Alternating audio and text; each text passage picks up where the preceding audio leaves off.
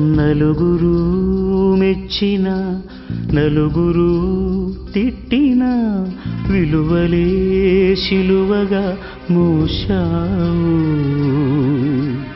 అందరూ సుఖపడి సంఘమే కోరుతూ మందిలో మార్గమే వేశావు.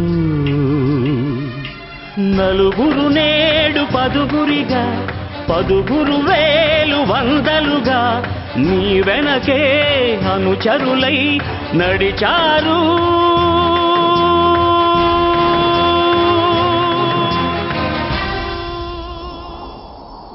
ఆ నలుగురు, ఆ నలుగురు, ఆ నలుగురు.